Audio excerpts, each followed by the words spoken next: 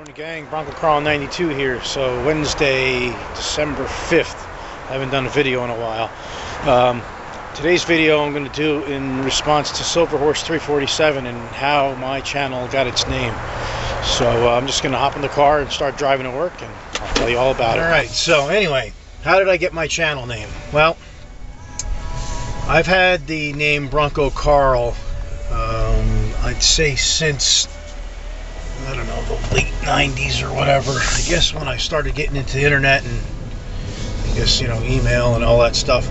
So it was originally my email address, and then I got involved in eBay in 2000, and that's actually my screen name on eBay. I still have a screen name on eBay, although I haven't really sold anything on there in a long time. But the Broncocarl thing came from my friend Mark, you know, the 2003 Dodge that I do a lot of work on. He had an 86 Bronco that he had gotten when he was back in high school. It was about, let's say, a year old or 2 years old when he got it. It was actually a vehicle from Florida that was a salvage rebuild. I think it rolled or something, I'm not really sure.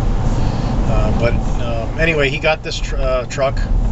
It was a Bronco XLT with a 302 in it, 4-speed with granny low, and it wasn't really optioned out. It had you know, roll-up windows, but it, you know, had AC, had nice XLT interior, captain's chairs, and that sort of stuff. So anyway, he drove that truck around until, I don't know, like maybe 96, 97, somewhere around there. And the truck had a lot of miles on it, had a lot of wear.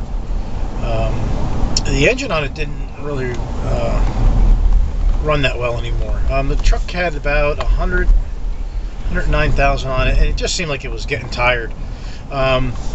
I used to patch that truck back up for him all the time too.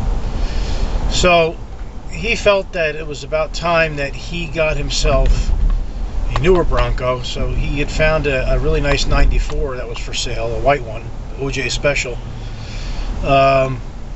So he told me that you know, he was getting another Bronco, and that he was going to be, you know, getting rid of the brown one, the 86, and you know, he said, you know, since, you know, such good friends and everything, that he'd give it to me.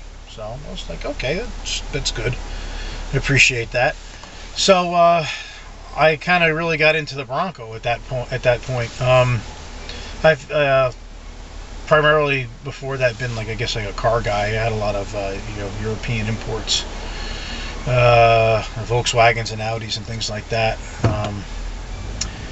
So the Bronco was a new challenge for me. It had a running problem that really took a lot out of me to figure out. You know, the motor seemed like it was weak.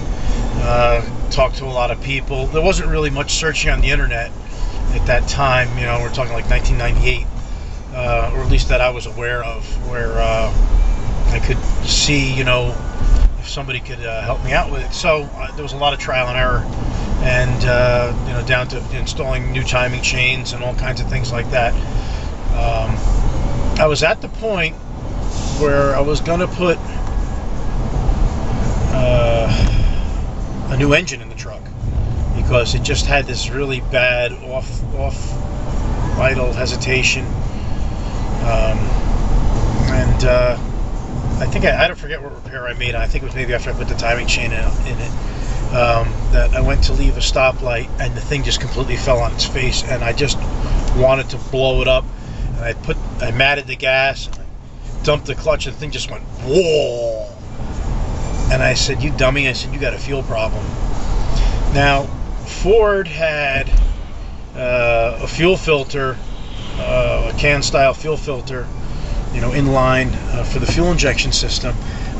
What it also had that nobody at the auto parts store knew about was a like a strainer on the frame rail, and typically you'd see the same type of strainer on a vehicle with dual tanks.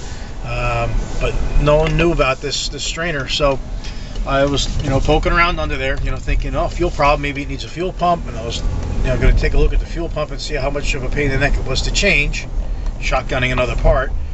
And I saw this canister. So I got an oil filter wrench and unscrewed the cap on there, and sure enough, there was a black, nasty-ass filter in there. So, replaced the filter, and I had a good running Bronco then, which of course it did a lot too. I got to see if I can find a picture of it. If I can, I'll stick it in this video after I fixed it up. Went through a color change. I actually did put a crate engine in that thing. Changed the transmission a couple times. First I went to a 5-speed, and then took that 5-speed out, and I modified it to a 5-speed. Modified the 5-speed to a close ratio gear set. And finally I put an E4OD in it, automatic, because I was plowing snow with it. I seem to be rambling on about how my channel got its name, but since I got that truck, I bought also at the same time in '89 two 80s, and I bought my 92, which I have now, which is fully restored. The 86 went away in 2004 or 2005. I think 2005, the springtime. That's when I got rid of that truck. It was just rotted. It was so bad. But Broncocarl on eBay sold a lot of the good pieces that were left on that vehicle. Broncocarl also found me the 92 that I currently have.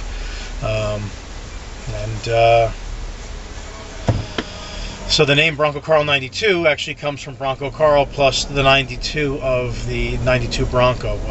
I believe when I got my YouTube account in 2008, Broncocarl was taken. However, I can't seem to find it anywhere if I search the channel, so I'm not really sure what the story with that is. So I had no idea in 2008 that I would ever be posting any videos. I just started posting videos actually this year, and you'll see that I really don't have that many Bronco videos because the Bronco was, long completed after I started posting vids.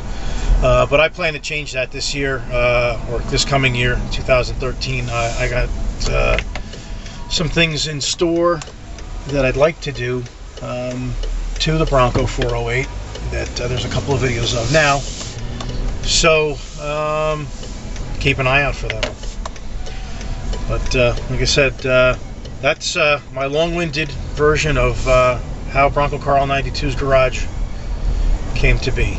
So anyway, thanks for watching, and Daryl, thanks for asking, and I hope everybody liked that.